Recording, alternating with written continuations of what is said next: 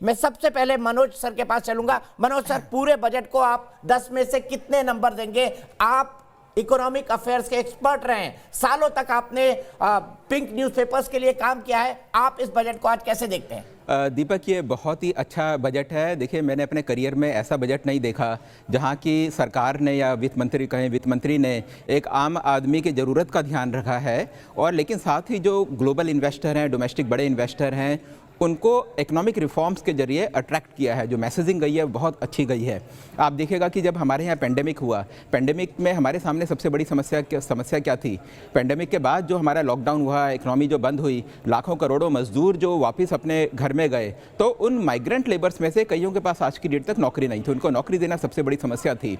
तो हमारे इस बजट में जो 34% एलोकेशन, जो आज से पहले मैंने कभी नहीं देखा, इंफ्रास्ट्रक्चर के कैपेक्स में जो इंक्रीज़ किया गया है, उसके कारण काफ़ी ज़्यादा लोगों को नौकरी मिलेगी।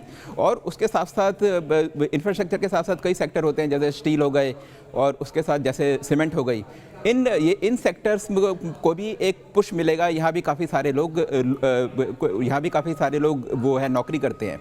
तो दीपक, ये देखिए, ये एक बहुत बड़ी बात है। और इसके साथ जैसे हेल्थ में 137%, मतलब डबल से ज़्यादा हम बजट एलोकेशन कर रहे हैं। इससे आज से पहले ऐसा कभी नहीं हुआ। जो पब्लिक हेल्थ इंफ्रास्ट्रक्चर में ये सारा का सारा खर्चा होगा।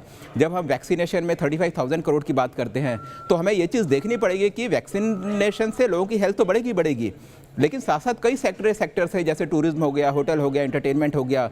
ये इंडस्ट्रीज़ जो बंद पड़ी हुई थी, ये इंडस्ट्रीज़ दोबारा से चलने लगेंगी, अपनी पटरी में आएंगी। इसमें भी लाखों करोड़ों लोगों को वो है एम्प्लॉयमेंट मिलता है।